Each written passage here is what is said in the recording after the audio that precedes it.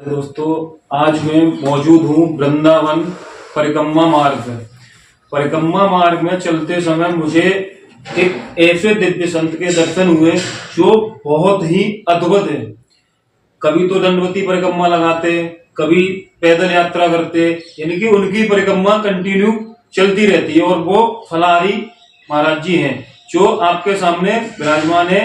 कुछ महाराज जी से दो शब्द उनकी भक्ति के बारे में लेना चाहते हैं। हम गोपाल सहस्रनाम भजन द्वारा और गोपाल सहस्रनाम के अनुष्ठान द्वारा ब्रज वृंदावन की दंडोती कल 10 तारीख से ठीक है उठाने जा रहे हैं। तो जितने दिन में ठाकुर जी पूर्ण कराएंगे, संकल्प कोई नहीं है। बाकी बड़ा आनंद आएगा। कोई इसके दर्शन करेगा उसका सर्व कल्याण होगा। गोपाल सहस्रनामी दंडोती है और गोपाल इस भूमि पर सर्वत्र हैं। सर्व पालन करने वाले गोपाल हैं, सर्वव्यापक गोपाल हैं। अनंतो निर्गुणो निर्विकल्पो निरंजना निराधारो निराकारो निरावासो निराश्या पुरुषा प्राणवातीतो मुकंदा परमेश्वर। सही है। क्षणावाणी यानी क्षण भर में क्षणावाणी सार हो वैकुंठ भक्त, क्षण भर में वैकुंठ भी दे देते हैं। ऐसे हैं गोपाल। तो इन्हीं की आनंद और इन्हीं के नाम को और लोग जाने, इसलिए मैं सहस्र नाम से दंडोती कर रहा हूँ। ये दंडोती सनातनी है, सबके हित के लिए है, सबका आनंद हो। गोपाल सबके आनंद कराए। जय श्री राधे। महाराज जी, कल का जो दिन आता है साल में एक बार, इस दिन का क्या महत्व है? ये अक्षय तृतीया भगवान के चरण दर्शन यहाँ वृंदावन में होते हैं। तो इसके दिन दान करना भी उचित बताया गया है। कोई भी धर्म का लोग प्याऊ लगाते हैं, भंडारा करते हैं, जो भी धर्म करते हैं। अक्षय तृतीया पर्व है, जैसे एक अमावस्या एकादशी आती है, ऐसे अक्षय तृतीया भी हमारे यहाँ पर्व। तो महाराज जी, हमने सुना है, हमें बताया है कि जो गोवर्धन की परिक्रमा है, अगर गोवर्धन की आप 11 लगाओगे और वृंदावन की 7 लगाओगे तो वृंदावन की परिक्रमा का महत्व ज्यादा है। इसके बारे में क्या? और राधा रानी की एक ही लगा दो तो कल्याण हो जाएगा। ये तो अपने भाव के ऊपर है। ठीक। कुछ लोग सदियां गुजर जाती हैं, भगवान की साधनाएं करते रहते हैं, लेकिन कलयुग में तो ऐसा बोला है ना, केवल नाम ही भगवान का पार लगा देता है। जब कलयुग में एक नाम ही भगवान का पार लगा देता है तो शायद उसका कारण क्यों है कि सबको भगवान नहीं मिल पाते। उसका कारण ही ना, पर शायद उनको बचते ही नहीं है क्या। और वो तो बड़े भोले हैं, जब बुलाओ जब ही आ जाते हैं क्या। तो कलयुग में नाम जब आधार है तो केवल नाम ही कोई सच्चे दिल से ले तो शायद प्रभु उसको सर्व चीज प्राप्त करा दे। सही है। तो महाराज जी, आपके जीवन में कुछ ऐसा ठाकुर जी ने चमत्कार किया हो? ये चमत्कार ही है ना। सब ठाकुर जी इतना हमको आनंद से अपनी शरण में रखे हुए हैं। अभी बीच में एक भैया मिले थे आप जैसे ही, विनोद जी, वो हमारे सहस्रनाम ठाकुर जी के सुने थे। तो तब हम कुटिया में थे, रह रहे थे, सड़क पे विचार आया लाओ हम तो यहाँ से दंडोती करें गोपाल जी के अनुष्ठान सहस्रनाम से। तो यहाँ में नवापीठ में शरण मिला, महाराज जी के सानिध्य में उनकी कृपा हुई, शरण मिला, अच्छा थोड़ा माहौल मिल गया। तो हमने यहाँ से दंडोती परिक्रमा उठाने का विचार बनाया। महाराज जी, आप सामने कैमरे में देखिए। 10 तारीख को संपूर्ण भी हो जाएगा, जब शुरू हो जाएगा तो संपूर्ण भी प्रभु करा देंगे। महाराज जी, कैमरे में देखिए, आप संपूर्ण भी करा देंगे। तो महाराज जी, कल से आपकी दंडवती परिक्रमा स्टार्ट होगी। हाँ। कितने दिन तक का समय लगेगा? कोई संकल्प नहीं है, फिर भी 40 दिन में जहाँ तक संपूर्ण हो जाएगा। 40 दिन में। उसके बाद फिर महाराज जी सारा सुख खराब हो जाएगा। आप कैमरे में देखिए, इसको भूल जाइए, ये कड़ा इधर बताइए। उसके बाद फिर आप परिक्रमा तो वैसे डेली कंटिन्यू लगाते हैं? हाँ, जैसे भी भाव बनता है, कभी पैदल लगा लेते हैं, कभी दंडोती भी साधारण उठा लेते हैं, कभी राधा रानी का, कभी गोवर्धन जी का। बाकी जैसा भाव बन जाता है। बाकी अपना ठाकुर सेवा यहाँ रखते हैं तो वो तो हम रोज अपना नित्य कर्म करता है, भजन करना है। तो महाराज जी, कल के दिन का इतना महत्व है, अगर जो परिक्रमा, जो श्रद्धालु यहाँ आके परिक्रमा भी लगाएगा तो उसका भी उद्धार बताया जाता है। ब्रज में तो भैया जब आ जाओ जब भी क्या काम है, तो ये भूमि का असर कहीं नहीं आता। लेकिन कोई त्योहार पड़ता है, कोई पर्व पड़ता है, तो उस दिन मुख्य थोड़ा इसलिए हो जाता है कि वो विशेष दिन की बात होती है। बाकी तो ब्रज में कभी भी अगर यहाँ भगवान की माटी का रच मस्तक से लग कभी भी लग जाए तो जीवन का सर्व पाप नष्ट हो जाता है। तो ये तो जगह ही महत्व है, इसका विशेष महत्व है हमारी ब्रजभूमि का। धन धन हमारे भाग हैं जो इस ब्रजभूमि में हम लोग को जन्म मिला है, ब्राह्मण घर का शरीर, फिर साधु जीवन मिल गया, इससे ज़्यादा क्या चाहिए। तो महाराज जी कुछ जीवन का उद्धार करने के बारे में 2 लाइन। हर का भजन ही सबसे श्रेष्ठ है। बाकी अपने कर्तव्य का पालन करना ही जीवन का महत्वपूर्ण अंग है जिससे हम लोग जी रहे हैं। क्योंकि वैसे चीज़ की कहीं किसी को जरूरत नहीं है। जो चीज़ कार्य की है, एक वस्तु भी कोई है तो वो अपनी उपयोगिता खुद सिद्ध करती है। तो हम लोग तो मनुष्य हैं, सबको भगवान ने सब कुछ दिया है, तो हमको अपनी उपयोगिता सिद्ध करने के लिए किसी दूसरे की चक्कर में नहीं पड़ना है। जो हम हैं वो साबित हो जाएगा। तो अपना कर्म करना है। हम सब लोग कर्म योगी हैं, सही है। और मनुष्य योनि कर्म योनि है, पृथ्वी लोग भोग योगी है, तो कर्म करना चाहिए। हमें तो ये बताया गया कि ठाकुर का नाम लेने से जीवन का जो कल्याण है वो कहीं नहीं है।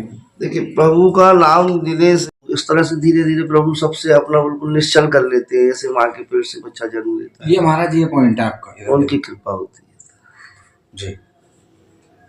ऐसे ठाकुर जी हैं। तो इसलिए सरल ये है कि इस कलयुग में केवल भगवान का नाम ही लेते रहें और अपने कर्म, अपने कर्तव्य को पालन करते रहें जो जीवन में मिला है। क्या गृहस्थ है तो गृहस्थ में कर्तव्य है, साधु बन गए तो साधु जीवन में भी कर्तव्य है। मनुष्य हर समय कुछ ना कुछ करने के लिए यहाँ आया है। क्या और निष्क्रिय जो हो गया वो बेकार है, वो तो वेस्टेज है, कचरे के डिब्बे में डाल देते हैं। गलत जो सवाल वेस्ट हो जाता है। तो अपन तो इंसान है, इसलिए अगर अपन काम के नहीं है, कोई फिर अपने से नफरत करे, ये करे वो करे, तो वो करेगा ही ना। उसका कारण हम ही तो है। इसलिए कुछ ना कुछ अच्छा करते रहो, कर्म करते रहो। जय श्री। मतलब किसी भी योनि में आके इंसान का जन्म लेने के बाद साधु हो जाते, गृहस्थ भी होते, तो उसमें भगवान का नाम लेना अनिवार्य है। जीवन का अगर उद्धार चाहिए तो सनातनी है ना। हाँ, ईश्वर रूपी अंश सबके अंदर विराजमान है। ठीक है। भगवान कहाँ है? भगवान आपके अंदर है, ये भाई आया इसके अंदर है। क्या जो और हमारे माता पिता परिवार सब, हमको जो पहले भगवान हमने वही लोग देखे ना, अपने माँ बाप परिवार। क्या तो वहाँ से जीवन शुरू हुआ। तो सबके जो हम कुछ ना कुछ दे रहे हैं, ले रहे हैं, सही। तो वही तो कर्तव्य है। अगर हम ना ले, किसी को दे नहीं तो उसको हमारी जरूरत नहीं है, किसी से ले नहीं तो हमें उसी की जरूरत नहीं है। तो ये संसार चलेगा ही नहीं चलेगा। अब वो एक अलग है कि हम उसको क्या दे रहे हैं, क्या नहीं दे रहे। सही है। वो आचार विचारों की बात है। क्या सही। तो अच्छे विचार होंगे तो अच्छी विचार ही किसी को देंगे, या अच्छी चीज़ उसको देंगे कि भाई इसका फलाना है। हर समय की उपयोगिता को देखते हुए कि इसको ये समय मिलना चाहिए, जैसे विचार होंगे अच्छे तभी तो दे पाएंगे। या धारणा भी किसी से जब ही कर सकते हैं। क्या तो दोनों चीज़ों में हम ही हैं, हमको ही अपना देखना है। तो उसके लिए क्या है, भगवान या गुरु जी की कृपा जब हो जाती है, गुरु की कृपा जब होने पर ही भगवान प्राप्त होते हैं। सही है। क्योंकि बिना गुरु के कल्याण संसार में नहीं है। क्या तो गुरु तत्व है, जब गुरु तत्व प्राप्त हो जाता है तो फिर सीधा रास्ता मिल जाता है। नहीं तो जाना दिल्ली है, रास्ते में फरीदाबाद पड़ा वहाँ रुक गया, वल्लभगढ़ पड़ा वहाँ रुक गया। क्या तो ऐसे ही लाइफ चलती रहती है। तो लोग कहते हैं अरे मैं परेशान हूँ, लेकिन कारण है जहाँ जाना है वहाँ नहीं जा रहा है, दूसरों को देख रहा है कि कौन खाएगा। हमने तो ये सुना प्रभु की जो भक्ति में आता है उसे जीवन में बहुत कष्ट झेलने पड़ते हैं। बड़ा आनंद भगवान का कष्ट तो ये कष्ट नहीं है कि हमको ऐसा पहन लें, ऐसे रह रहे हैं, ये कोई कष्ट थोड़ी है। ये तो अपना रहने का तरीका बदल जाता है इंसान का। जब सात्विक बुद्धि हो जाती है तो उसको ये सब आडंबर के कपड़े लत्ते पसंद नहीं। क्या आडंबर की बातें पसंद नहीं। ठीक है, अच्छे यहाँ उसको भगवान का भजन वजन नहीं हो रहा है, उसको वहाँ आनंद नहीं आएगा, तो ये उसकी कृपा ही तो हो जाती है सही क्या। तो उसका वातावरण चेंज हो जाता है, प्रभु के वातावरण में रहना पसंद करता है, उसमें सुखद अनुभूति प्राप्त होती है सही है। क्या। वहाँ की कहीं भी जाता है तो उसको कोई कुछ खींच रहा है, कुछ कर रहा है, कोई कुछ कर रहा है, सब अपनी अपनी पीड़ाएं लेके बैठे हैं। सही है। तो इसलिए तो सत्य तो महाराज प्रभु के जी- चरण ही है, सही है। तो वहाँ इसलिए सुकून प्राप्त। प्रभु की भक्ति में सुकून मिलता है। लोग तो हमने देखा है गौर ही नहीं करते, बताते वृंदावन जाना है, आए बिहारी जी के दर्शन किए, हो गए तो ठीक, ना हो गए तो ठीक, आने के बाद वापस गए, विश्वास ही नहीं करते प्रभु पे। वो जितना परसेंट जिसके पास है, देखो ठीक है। भगवान का नाम तो ले रहा है ना, अनजाने में भगवान का राक्षस नाम ले लेता था, भगवान ने उसको भी पार कर दिया है। प्रभु तो इतने सुंदर, इतने सरल है सही है। क्या, वो तो पापी से, क्योंकि कोई ऐसा तो कोई है ही नहीं जो प्रभु का नहीं है। सर्व संसार प्रभु का है ना, प्रभु का है। राक्षस भी भगवान के हैं और देवता भी भगवान के सही हैं और चोर भी भगवान के, उठाईगिरी भगवान के, साहूकार सेठ लोग भी भगवान के। सही है। ऐसा कोई नहीं ना जो भगवान से अलग है।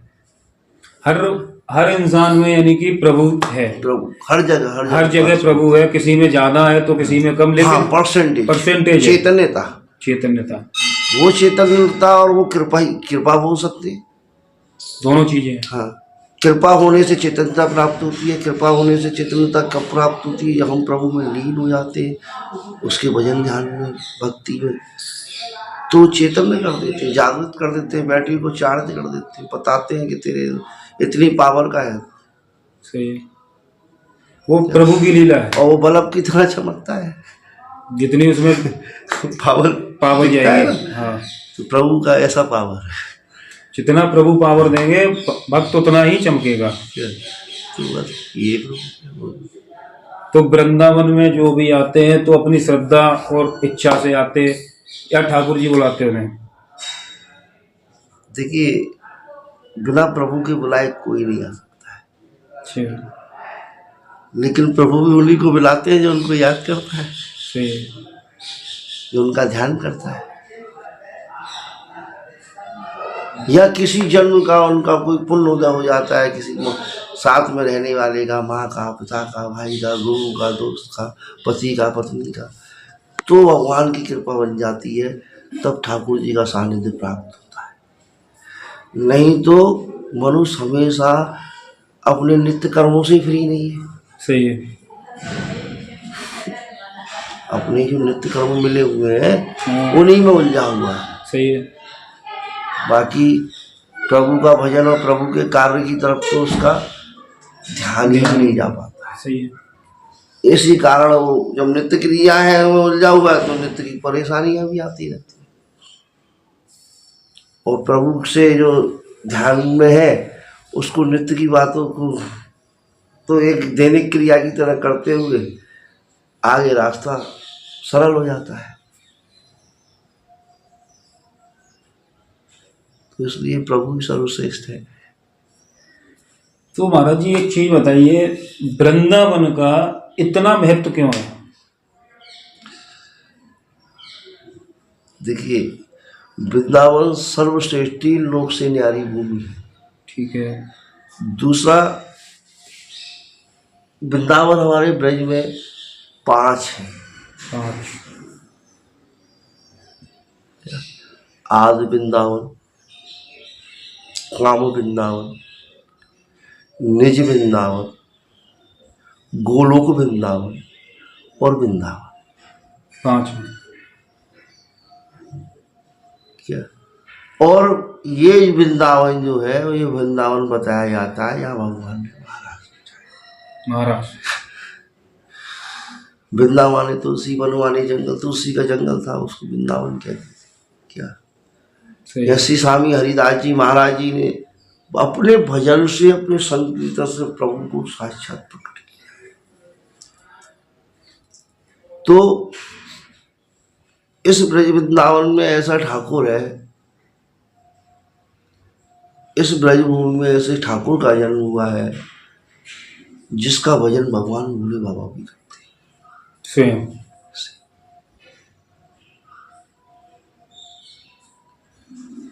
तो जिसकी ये भूमि है उसके सहस्त्र रूपों का हम आनंद लेता हूँ, सहस्त्र रूप का भजन करता हूँ। तो सहस्त्र रूप के भी करोड़ों करोड़ों सहस्त्र तो नाम है, सहस्त्र नामों के करोड़ों रूप है। जैसी प्रभु ने लीला की वैसा स्वरूप धारण किया है। सही। क्या लीला के हिसाब से उन्होंने अपना शरीर धारण रखा है। क्या तो वो दुष्टों के भी साथ रहे, देवताओं के भी साथ रहे, सब तो भगवान से परे तो कोई रहा नहीं। सही। तो इस भूमि में गोपाल की लीला भी है, भगवान की बाल लीला है। उसके बाद में एक युवावस्था में तरुण अवस्था की लीलाएं भी भगवान की है। क्या उसके बाद यहाँ से जाके भगवान ने समाज के लिए एक सामाजिक दर्पण रखा है कि कैसे राजनीति, कैसे राजपाट सब द्वारका राज किया है। तो जो कृष्ण है वो सर्व चरित्र है ना। क्या सही। और कलयुग में कृष्ण को ही बताया गया है कि कलयुग। और सबसे बड़ी बात यह है कि ऐसा ठाकुर है जिसके नित्य स्यो नित्य सौख्यो नित्य सी नित्य मंगला व्याचुर्तो जगन्नाथा सी वैकुंठपुरा। किसी भी भगवान को बोलोगे तो एक उनको नमन ही करोगे। इसका नाम लेते ही राधे श्याम मस्ती आ जाती है, झूमने लगते हैं। ऐसे ठाकुर कई हैं पूरे आपके विश्व में। ऐसा है राधा कृष्ण का। नहीं तो आप ही देख लो, बोलो राधे राधे राधे राधे। आनंद आ जाएगा। आता है, भगवान का नाम लेने से आनंद आता है। कल गोपाल सहस्त्रनामी दंडोती शुरू हो रही है, उसमें सब लोग शामिल हुए, आनंद लीजिए। तो महाराज जी अंतिम लाइन में प्रभु का नाम कैसे लें, किस तरीके से उनको हम मनन करूं? तो सरल भक्ति। अब हम बोले जैसे कि भगवान बोले कि द्रौपदी जी बोली कि प्रभु बड़ी देर लगा दी आपने आने में। भगवान बोले मेरी तो कोई गलती नहीं। बोले आप ही बोली कि द्वारका नाथ आना। सही। अब मैं मथुरा वृंदावन बाल वालों के साथ मक्खन मिश्री खा रहा था, बंसी बजा रहा था। आप बोले कि द्वारका नाथ आना, मुझे द्वारका जाना पड़ा। तो द्वारका से आया, उस द्वारका नाथ बना, द्वारका से द्वारका नाथ बन के आया। तो समय तो लगेगा। तो भगवान कितने दूर, जितना भगवान से भक्त दूर है, कहने का तात्पर्य है।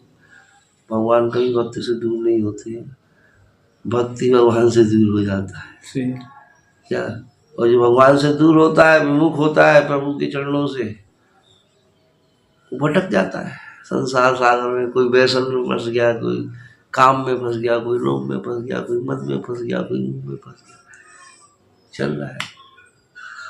जो सफर कम टाइम में तय करना था उसमें लंबा समय लग जाता है।